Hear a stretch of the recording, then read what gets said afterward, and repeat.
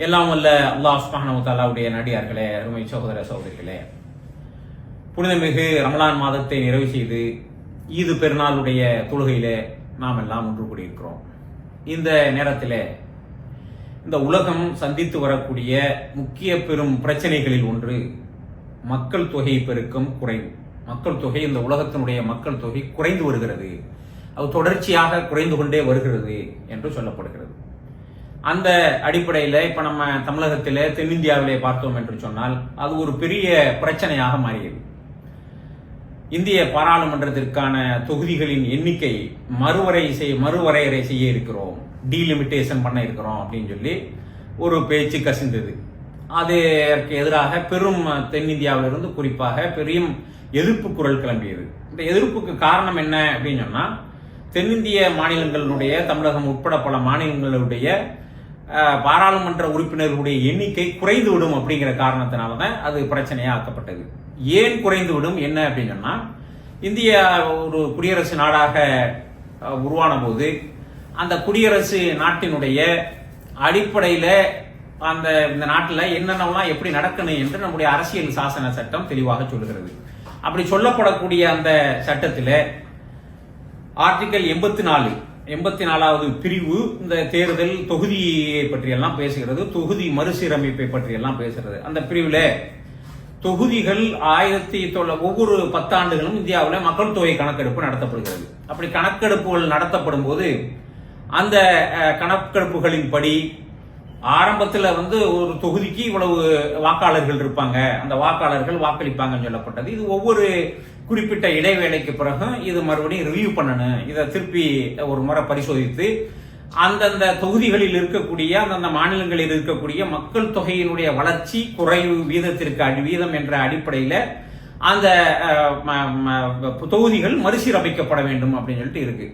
இப்போ ஒவ்வொரு 10 ஆண்டுகளும், இது 1961 சென்சஸ் அடிப்படையில் ஏற்கனவே எல்லா மாநிலங்களுக்கும், இப்போ நம்ம தமிழகத்துக்கு 39, பாண்டிச்சேரிக்கு ஒரு 1, மொத்தம் சேர்த்து 40, இப்படி உத்தரப்பிரதேசத்துக்கு 81, இப்படி எல்லாம் தொகுதிகள் ஒதுக்கப்பட்டிருக்கிறது. இந்த தொகுதிகளை இப்போ காங்கிரஸ் அரசாங்கம், இந்திரா காந்தி அம்மையார் அவர்கள் ஆட்சியில் இருக்கும்போது ஒரு முறை இந்த தொகுதி டீலிமிட்டேஷன் பண்ணணும், மறுபடியும் திருப்பி தொகுதிகள் மறுசீரமைப்பு பண்ணணும், மறுவரையறை செய்யணும் அப்படிங்கிறதுக்காக அந்த குழுவெல்லாம் கூட்டப்பட்டு, அப்ப தென்னகத்திலே இருந்து வந்த குரலை ஏற்று இது நியாயம் இல்லை. ஏன் நியாயம் இல்லை அப்படின்னு சொன்னாங்க அப்படின்னு சொன்னா, இந்திய அரசாங்கம் மக்கள் தொகை குடும்ப கட்டுப்பாடு, மக்கள் தொகை பெருக்கத்தை கட்டுப்படுத்துவதற்கான குடும்ப கட்டுப்பாடு முறையை கொண்டு வந்தது. ஆரம்பத்தில் நாம் இருவர் நமக்கு இருவர் அப்படின்னு சொல்லிட்டு சொன்னாங்க, அப்புறம் நாம் இருவர் நமக்கு ஒருவர் அப்படின்னு சொல்லிட்டு சொன்னாங்க. இப்படி குறைந்த மக்கள் தொகை பெருக்கத்தை கட்டுப்பட வேண்டும், குழந்தைகள் பெற்றுக்கொள்வதை தம்பதியர்கள் குறைத்துக் கொள்ள வேண்டும் என்று தமிழகத்தினுடைய தெருக்களில் எல்லாம் பெரிய அளவுல பிரச்சாரம் பண்ணப்பட்டது. அந்த பிரச்சாரங்களின் விளைவு தமிழ்நாடு, கேரளா, குறிப்பாக நம்பர் 1ல வைக்கணும்னா கேரளா, தமிழ்நாடு, இப்ப இருக்கக்கூடிய ஆந்திர பிரதேஷ், தெலுங்கானா, கர்நாடகா, தென்னிந்திய மாநிலங்களில இந்த குடும்ப கட்டுப்பாடு திட்டம், ஃபேமிலி பிளானிங் திட்டம் முழுவதுமாக நல்ல முறையில் நடைமுறைப்படுத்தப்பட்டு மக்கள் தொகை குறைக்கப்பட்டிருக்கிறது. இதே காலகட்டத்தில் வட மாநிலங்களான, இந்தி பேசக்கூடிய மாநிலங்களான உத்தரப்பிரதேசம், பீகார், இந்த மாதிரி மத்திய பிரதேசம், ராஜஸ்தான் போன்ற மாநிலங்களில அவங்க இதற்கான எந்த முயற்சியும் பண்ணல. அவங்களுடைய மக்கள் தொகை அங்க இருக்கக்கூடிய மக்கள் தொகைக்கு தகுந்த மாதிரி வளர்ந்துகிட்டே இருக்கு. அதாவது ஒரு சராசரியா ஒரு தம்பதியினருக்கு குறைந்தது 2 குழந்தையாவது இருக்கு, 3, 4, 5 இப்படிதான் குழந்தைகள் பெற்று. இப்ப என்னண்டா, தொகுதி மறுசீரமைப்பு செஞ்சோம் சொன்னா, இயல்பா எப்படி அரசியல் அமைப்பில் குறிப்பிடப்பட்டிருக்கோ அப்படி செஞ்சா தமிழ்நாட்டினுடைய சீட்டுகளுடைய எண்ணிக்கை குறைந்து அந்த மாநிலங்களுடைய சீட்டுகளுடைய எண்ணிக்கை கூடணும். இப்ப அவங்க என்ன சொல்றாங்க, மத்திய அரசாங்கத்துல இருக்கக்கூடியவர்கள், உள்துறை அமைச்சர்லாம் என்ன சொல்றாங்க அப்படின்ட்டா, உங்களுக்கு எல்லாம் குறையாது, யாருக்கும் குறையாது அப்படின்னு சொல்றாங்க. அப்ப கூட்டத்தை போறாங்க, மறுசீரமைப்பினுடைய ஃபார்முலாவை வேற கொண்டு வர போறாங்க. அப்படி கூட்டும் போது என்ன செய்யும் அப்படின்னு கேட்டா, தமிழ்நாட்டில் 39ல இருந்து 45 ஆகும், உத்தரப்பிரதேசம் 81ல இருந்து 150 ஆயிரும், பீகார்லாம் 40ல இருந்து ஏறத்தாழ 65, 70 வரைக்கும் போறதுக்கான வாய்ப்பு இருக்கு. அப்ப இப்ப ராஜஸ்தான், மத்திய பிரதேசம், அந்த உத்தரப்பிரதேசம், பீகார், இந்த மாதிரி உள்ள 4 மாநிலங்களை கன்சென்ட்ரேட் பண்ணி ஜெயிச்சுட்டாங்கன்னாலே, அதுல முழுசும் ஓட்டு வாங்கிட்டாங்க, இந்தியாவுடைய ஆட்சி அமைச்சிருவாங்க. அப்ப நாட்டில் என்ன நடக்க வேண்டும் என்பதெல்லாம் அங்கு இருக்கவர்களுடைய ஆசை அபிலாசைகளுக்கு தகுந்த மாதிரி தான் இருக்கு. அப்ப நாங்க தெற்கில் இருக்கக்கூடியவர்கள் முன்னேறுவதற்காக இவ்வளவு உழைச்சிருக்கிறோம், பாடுபட்டு இருக்கிறோம். இன்னைக்கு இருக்கக்கூடிய மத்திய அரசாங்கத்துக்கு வரக்கூடிய ஒட்டுமொத்த வருவாயில மிக அதிகமான சதவீதத்தை நாங்கள் தான் தர்ற வரி வருமானமா இருக்கட்டும், வேற என்ன பிற வருமானமா இருக்கட்டும், இன்ஃப்ராஸ்ட்ரக்சர்ல வந்துட்டு நாட்டை முன்னேற்றி இருக்கிறோம். இப்படி எல்லாம் நாங்க எல்லா வேலைகளும் செஞ்சு இவ்வளவு பண்ணதுக்காக நாங்கள் ஒரு நம்ம எல்லாருமா சேர்ந்து ஒரு திட்டம் தீட்டினோம். அந்த திட்டத்தை நடைமுறைப்படுத்தினோங்கிறதுக்காக எங்களை தண்டிக்க போறீங்களா அப்படின்னு சொல்லிட்டு அன்னைக்கு கேள்வி கேட்ட உடனே அப்ப இருந்த அரசாங்கம் அதை புரிந்து கொண்டு இன்னொரு 25 ஆண்டுகளுக்கு இதை பத்தியே பேசுறது இல்லை அப்படின்னு சொல்லிட்டு தள்ளி வச்சுட்டாங்க. மீண்டும் திருப்பி பாரதிய ஜனதா ஆட்சியில் இருக்கும்போது, வாஜ்பாய் அவர்கள் ஆட்சியில் இருக்கும்போது இதை கொண்டு வரணும்னு பேசி அவங்க இன்னொரு 25 ஆண்டுகளுக்கு தள்ளி வச்சாங்க. அப்ப ஆக மொத்தத்தில் தள்ளி வச்ச 25 ஆண்டுகள் இப்ப முடிஞ்சிருச்சு.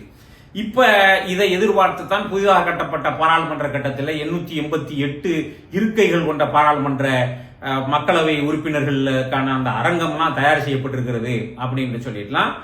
இப்ப ஒரு பேச்சு இருக்கு, நிறைய பேர் அந்த அவையினுள்ள இருக்கக்கூடிய மெம்பர் உறுப்பினர்களுடைய எண்ணிக்கை அதுக்கு தகுந்த மாதிரி எண்ணிக்கையை கூட்ட போறாங்கன்னா ஒரு பேச்சு இருக்கிறது. இப்ப தென்னிந்திய மாநிலங்களின் மத்தியில ஒரு மிகப்பெரிய ஒரு அச்சத்தை இது உண்மையிலே ஏற்படுத்தி இருக்கிறது.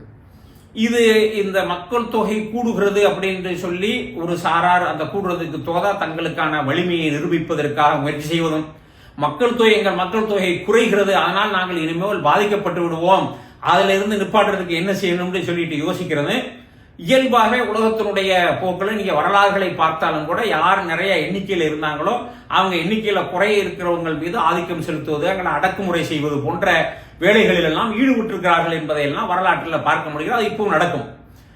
அப்படித்தான் அந்த காரணத்திற்காகத்தான் நாம் இப்ப இந்திய ஒன்றியத்தினுடைய ஒன்றியமாக யூனியனாக இந்தியா இயங்கக்கூடிய இந்த செட்டப்ல தெற்கு பாதிக்கப்பட்டு விடுங்கிற அடிப்படையில இப்ப இதை எதிர்க்கிறாங்க. இது இந்தியாவோட முடிஞ்சு போற விஷயம் இல்லை. இப்ப இந்தியாவில் இது வேறொரு வெர்டிக்கல் அடிக்கடி பேசப்படும். என்ன அப்படின்னாட்டா, இந்தியாவில் இருக்கக்கூடிய சங்க பரிவார அமைப்புகள்லாம் என்ன சொல்லுவாங்க அப்படின்னாட்டா, பொய்யை திருப்பி சொல்லிக்கிட்டே இருப்பாங்க. முஸ்லிம்களுடைய மக்கள் தொகை மட்டும் கூடிக்கிட்டே இருக்கு அப்படின்னு சொல்லி இந்தியாவில் இருக்கக்கூடிய மிக பெரும்பான்மையான இந்துக்கள் மத்தியில ஒரு அச்சத்தை ஏற்படுத்துறது அது சொல்லிட்டு இருந்துருவாங்க. அப்படின்னா என்னன்னா, அவங்க நிறைய கூட்டிட்டாங்கன்னா உங்களுக்கு பிரச்சனைங்கிற ஒரு பயமுறுத்தல் வேலையை தொடர்ச்சியா செஞ்சுக்கிட்டே இருக்கிறத அவங்க செய்வாங்க. அப்ப இந்த அடிப்படையிலும் மக்கள் பயமுறுத்தப்படுகிறார்கள். மக்கள் தொகை கூட்டிட்டா அவங்க மேலோங்கிடுவாங்க, உங்களுக்கு பிரச்சனை அப்படின்னு சொல்லி அவங்கள பயமுறுத்திக்கிட்டே இருப்பாங்க. இது ஒரு டைப். இப்ப உலகம் முழுவதுமே இந்த மக்கள் தொகை குறைந்து வருகிறது அப்படிங்கிற பிரச்சனை பெரும் பிரச்சனையாக உருவெடுத்திருக்கிறது. சைனாவில் அவங்க ஒன் சைல்டு பாலிசி, ஒரு தம்பதிக்கு ஒரு குழந்தை தான் அப்படிங்கிறத கடுமையான முறையில் நடைமுறைப்படுத்தினார்கள். அதை மிஞ்சின அபகாரம் கட்டணும், சிறை தண்டனைகள் அனுபவிக்க வேண்டும்ங்கிற அளவுக்கு 2 குழந்தைகள் பெற்றுக்கொண்ட தம்பதியினருக்கெல்லாம் தண்டனைகள் எல்லாம் கொடுத்தார்கள்ங்கிற அளவுக்கு மாறி இப்ப சைனாவில் முதியவர்களுடைய எண்ணிக்கை கூடி இளைஞர்களுடைய எண்ணிக்கை குறைஞ்சிருச்சு அப்படின்னு சொல்லிட்டு சொன்ன உடனே இது பெரிய ஒரு ஆபத்தை நோக்கி போய்கிட்டு இருக்குங்கிறத உணர்ந்து இப்ப என்ன செய்யறாங்க அப்படின்னு கேட்டா, நீங்க எல்லாம் நிறைய குழந்தைகளை பெற்றுக்கிறங்க, 2 பெத்துக்கிறங்க, 3 பெத்துக்கிறங்க அப்படின்னு சொல்லிட்டு மக்களுக்கெல்லாம் சொல்றாங்க.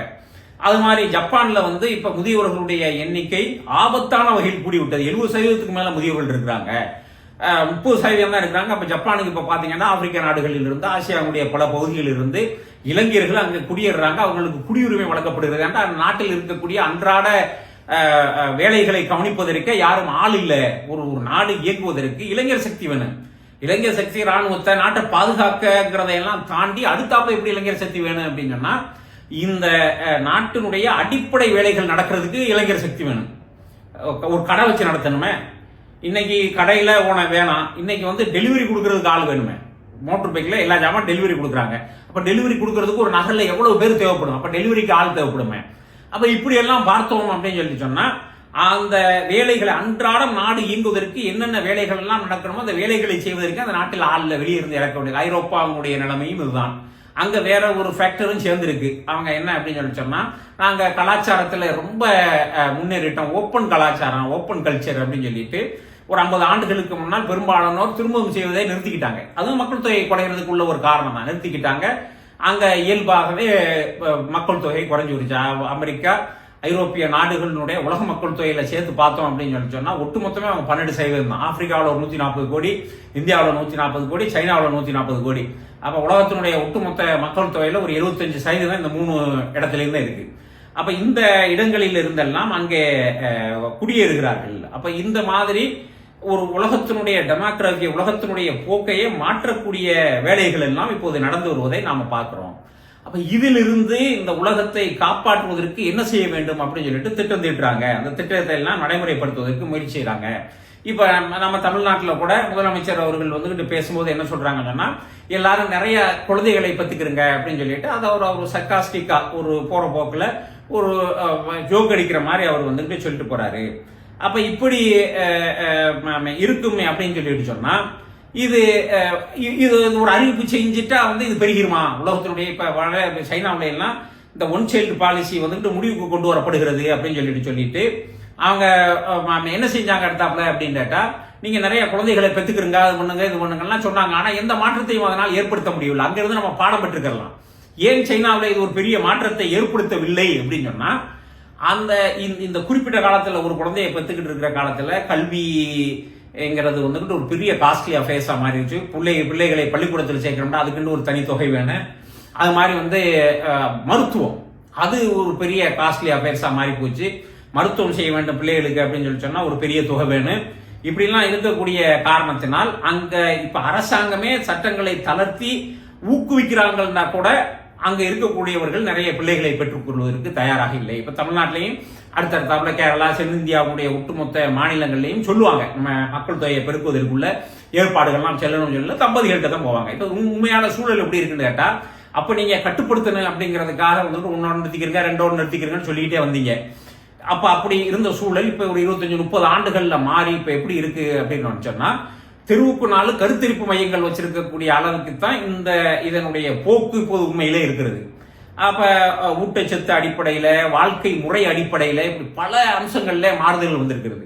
அப்ப நீங்க என்னமா மக்கள் தொகை பெருக்கணும் அப்படின்னு சொன்னா, இப்படி போற போக்குல ஒரு காமெடியா பேசிட்டு போனாலோ இல்ல வெறுமனே ஒரு சட்டத்தை போட்டு அந்த சட்டத்தை நடைமுறைப்படுத்தணும் முயற்சி பண்ணாலும் மட்டும் போதாது. அதற்கான ஒட்டுமொத்த ஈகோ சிஸ்டத்தையும் சேஞ்ச் பண்ணணும். அதற்கான சூழலே மாற்றப்பட வேண்டும். அப்ப சூழல் பெரும் அளவில் மாறி இருக்கிறது.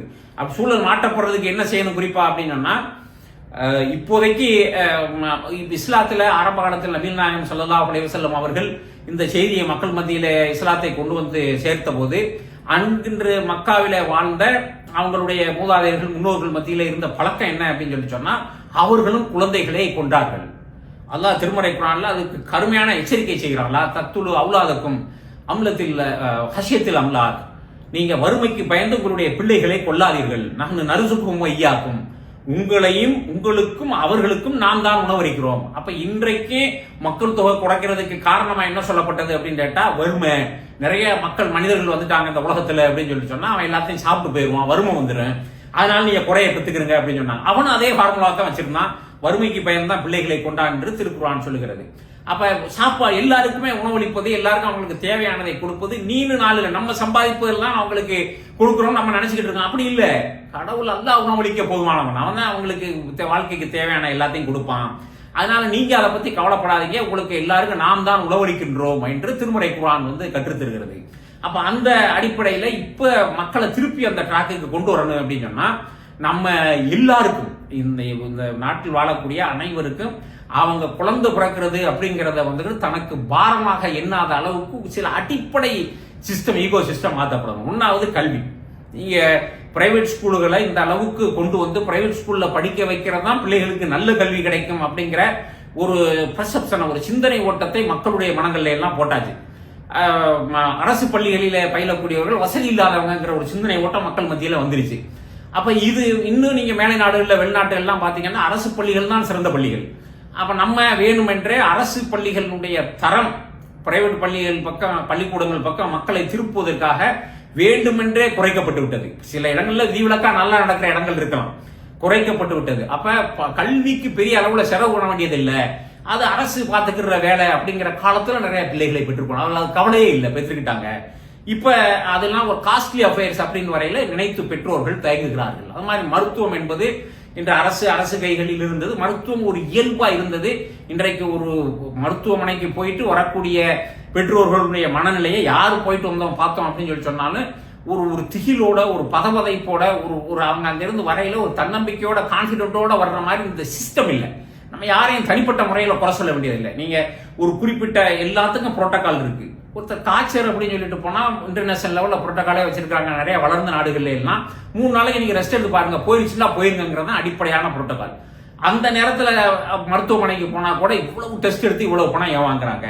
அப்ப இதையெல்லாம் அரசு ஒரு புரோட்டோகால் கொண்டு வந்து கண்ட்ரோல் பண்ணாதா? இதையும் தாண்டி அரசு மருத்துவமனைகளை ஸ்ட்ரென்தன் பண்றதுக்கு வலுப்படுத்துவதற்கு அரசு என்னென்ன வேலைகளை செய்ய போகிறது? மருத்துவத்தை பத்தி நீங்க கவலைப்பட வேண்டிய தேவையில்லை, நீங்க மருத்துவமனைக்கு வந்துருங்க, உங்களுடைய மருத்துவ தேவைகள் எல்லாவற்றையும் அரசு கவனித்துக் கொள்ளும் அப்படின்னு சொல்லிட்டு சொல்றதுக்கு அரசாங்கத்திட்ட இருக்கக்கூடிய வழிவகைகள் என்ன? அப்ப இந்த மாதிரி உள்ள அடிப்படை ஈகோ, இந்த நீங்க நாம் இருவர் நமக்கு இருவர், நாம் இருவர் நமக்கு ஒருவர்ங்கிற கோஷம் வச்ச காலத்துல இருந்து இப்ப நீங்க மறுபடியும் திருப்பி நீங்க தாராளமாக பிள்ளைகளை பெற்றுக்கொள்ளுங்க என்று சொல்ற காலம் வரைக்கும் இடைப்பட்டதுல மருத்துவம், கல்வி, இன்னும் பல அம்சங்கள் வந்துட்டு கமர்ஷியலி அதெல்லாம் இயல்பாக அரசு மக்களுக்கு அளித்து வந்த சேவை என்ற நிலையிலிருந்து மாறி பெரும் வளம் கொளிக்கக்கூடிய கார்பரேட்டுகள் கையில் இருக்கக்கூடிய பெரும் தொழிலாக கமர்ஷியலாக மாறி போயிருச்சு. அப்ப இந்த கமர்ஷியல் சிஸ்டத்துக்குள்ளதான் போய் நம்ம குழந்தைகளை வளர்க்கணும்னு நினைக்கிறவங்க எதிர்காலத்தில் இவ்வளவு பணம் நம்மள்ட்ட என்ன இருக்கு அப்படின்னு சொல்லிட்டு நினைச்சு சாப்பாடுக்கு அவங்களுக்கு கவலையில் எப்படியே சாப்பாடு கிடைச்சிடும், இப்படி கொண்டு போய் எப்படி வளர்க்கிறது அப்படிங்கிற பயம், கஷ்டம் குறிப்பாக இன்றைக்கு இந்தியாவினுடைய நடுத்தர மக்கள் மத்தியில, இந்த மத்தியதர குடும்பங்கள் மத்தியில இருக்கிறது அப்படிங்கிறது ஒரு இயல்பான ஒண்ணு. அப்ப இதை மாற்றுவதற்கு இந்த ஈகோ சிஸ்டத்தை, இந்த அமைப்பை, இந்த சமூக அமைப்பு இப்படி மாறிடுச்சு, இதை மாற்றுறதுக்கு அரசு வேலைகளை செய்து கொண்டு மக்களுக்கு சொன்னா நீங்க சொல்ல வேண்டிய தேவையில்லை. அந்த சிஸ்டம் சப்போர்ட் பண்ணுது, அந்த சூழல் புறச்சூழல் மாறிடுச்சு அப்படின்னு சொல்லி சொன்னால் அது இயல்பா மாறிடும். அப்ப அந்த மாற்றத்தை கொண்டு வராமல் நீங்கள் இது பண்றதுலையோ, இன்னைக்கு தமிழ்நாட்டுக்குள்ளே வந்துகிட்டு அனைத்து கட்சி கூட்டத்தை கூட்டி அந்த கூட்டங்களின் அடிப்படையில அரசுக்கு கோரிக்கை வச்சு தள்ளி போடுவீங்க, இன்னொரு 25 வருஷத்துக்கு தள்ளி போடுவாங்க, 25 வருஷம் தள்ளி தரிச்சு அவங்க யாருடைய மக்கள் தொகை எல்லாம் பெருகிருச்சு நம்ம நினைக்கிறோமோ அவங்களுடைய மக்கள் தொகை எல்லாம் பெருகிட்டு தான் இருக்க போகுது, யாருடைய மக்கள் தொகை எல்லாம் குறைஞ்சிருச்சு நம்ம நினைச்சோமோ அவங்களுடைய இன்னும் குறைஞ்சிக்கிட்டு தான் இருக்க போகுது. அப்ப நீங்க இப்ப இன்னைக்கு அனைத்து மாநில முதல்வர்கள் 7-8 மாநில முதல்வர்களையும் கூட்டி இதெல்லாம் ஒன்றும் செய்யக்கூடாது அப்படின்னு சொல்லிட்டு நீங்க தீர்மானம் கொண்டு வந்து அங்க கோரிக்கை வச்சீங்க அப்படின்னு சொல்லி சொன்னா ஓகே, இன்னொரு 25 வருஷத்துக்கு தள்ளி போடுவாங்க. 25 வருஷம் கழிச்சு என்ன நடக்க போகுது? அப்ப இது நிரந்தர தீர்வு இல்ல. அப்ப நிரந்தர தீர்வை நோக்கி போக வேண்டும் அப்படின்னு சொல்லி சொன்னா இந்த சிஸ்டம் மாற்றப்படணும். முதல்ல அடிப்படையிலே மாற்றப்பட வேண்டிய சிந்தனை என்னன்னா, ஒரு குழந்தை பிறக்கிறது அப்படின்னு சொன்னா இந்த உலகத்தில் உள்ளதை அனுபவிப்பதற்கு, நமக்கு கிடைக்க வேண்டிய சாப்பாட்டை, நமக்கு கிடைக்க வேண்டிய சுகங்களை அனுபவித்து விடும், பகிர்ந்துக்கிற வேண்டி வரும் அப்படின்னு சொன்ன அந்த குறுகிய மனநிலையிலிருந்து மக்களை வெளியே கொண்டு வரணும். வர்றவங்க மனித இனம் பெருகின காரணத்தினால 30 கோடி இந்தியாவில் மக்கள் தொகை இருக்கும்போது நம்மள்ட்ட இருந்த வசதிகள் என்ன? இப்படி டிரான்ஸ்போர்ட் இருந்துச்சா, இந்த மாதிரி வசதி வாய்ப்புகள் இருந்துச்சா, இந்த மாதிரி எலக்ட்ரிசிட்டி இருந்துச்சா, சாப்பிடுவதற்கான சாப்பாடுகள் கிடைத்ததா? ஒன்றும் கிடைக்கல. இன்னைக்கு 140 கோடி இருக்கையில் அவ்வளவு வசதிகளோட மக்கள் நாட்டில் வாழ்றாங்க. அப்ப மக்கள் தொகை பெருகும் போதுதான் வசதிகளும் பெருகிறது, எல்லாத்தையும் பற்றி யோசிக்கப்படுகிறது. ஆக பிறக்கக்கூடிய பிள்ளைகள், குழந்தைகள் உங்களுக்கு உள்ளதை சாப்பிட்டுட்டு உங்களோட உள்ள சுகங்களை பங்கு போட்டுக்கிட்டு பிரிச்சுக்கிட்டு போக வரல, அவர்களுக்கானதை கொண்டு வருவார்கள். வரும்போது உங்களுக்கான சுகம்போகங்களையும் சேர்த்தே கொண்டு வருவார்கள் என்று இந்த விரிந்த உள்ளத்தோடு அகண்ட மனப்பான்மையோடு பார்க்கக்கூடிய அந்த மனநிலையை உருவாக்கணும். அன்றைக்கு நபிகள் நாயகம் ஸல்லல்லாஹு அலைஹி வஸல்லம் திருமறை குர்ஆனுடைய போதனைகள் மூலம் அந்த மக்கள் மத்தியிலே உருவாக்கிய மனமாற்றம், அவங்களும் பிள்ளைகளை கொண்டு கொண்டிருந்தார்கள். அவர்கிட்ட உருவாக்கிய மனமாற்றம் இந்த நான் நறுசுக்கும் ஐயாக்கும், உங்களுக்கும் அவர்களுக்கும் அல்லாஹ் உணவளிக்கலாம், கடவுள் உணவளிக்கிறாங்கிறது நீங்க முதல்ல நம்பு, பிள்ளைகளை கொள்றதை நீங்க நிறுத்துங்கப்பா, அது பெரிய பாவம். அவர்கள் பெரிய கண்டனம் தெரிவித்திருக்கிறான். வைதல் மௌதது சுயிலன் ஐதம்பின் குத்திலன், நீ கொண்டிய அந்த பிள்ளையெல்லாம் நாளைக்கு மறுமை நாளில் எழுப்பப்பட்டு விசாரிக்கப்படும், நீ என்ன பாவத்திற்காக கொல்லப்பட்டதுன்னு விசாரிக்கப்படும் அப்படின்னு கடுமையான கண்டனங்கள். அப்படி ஒரு சமூகம் இருந்தது. அவங்களும் பிள்ளைகள் பிறக்கிறதா சமூகத்தில் வறுமை வந்து விடும் பயந்தாங்க. அவங்களுக்கு இந்த செய்திகளை எல்லாம் சொன்னது. அப்ப வறுமை வந்துவிடும் என்பது ஒரு வெத்து பயம். 1500-600 ஆண்டுகளுக்கு முன்னால் வாழ்ந்த அறியாமை காலத்து மக்கள் இருந்த ஒரு சிந்தனை போக்கு. இன்னைக்கு இதை யோசிக்கிறவங்க எல்லாம் துரதிருஷ்டவசமாக பெரிய பெரிய பொருளாதார நிபுணர்கள். அப்ப அது தீர்வு இல்லை. எப்பவுமே நம்ம புதுசா உலகத்தை கண்டுபிடிச்சு அந்த உலகத்தில் இயல்பான இயற்கையான ஈகோ முறை இருக்குல்ல, இயங்கக்கூடிய தன்மை இருக்குல்ல, அதை மாற்றும் போதெல்லாம் மனிதன் அதனுடைய பின்விளைவுகளால் கடுமையாக பாதிக்கப்பட்டது இந்த உலக வரலாற்றில் பல முறை நடந்திருக்கிறது. அதனால் இன்று மக்களும் அவங்க நிறைய குழந்தைகளை பெற்றுக் கொள்வதனால் வறுமை வந்து பயப்படக்கூடாது. அது மாதிரி அரசுகளும் இப்போது இந்த 25-30 ஆண்டு காலத்தில் குறிப்பா தென்னிந்திய மாநிலங்களில இந்த நடந்து விட்ட மாற்றங்களை மாற்றி சுற்றுப்புற அமைப்பு, இந்த ஈகோ சிஸ்டம் முழுவதுமாக பெரிய பெரிய குடும்பங்களாக வருவதற்கான ஏற்பாடுகளை செய்ய வேண்டும்.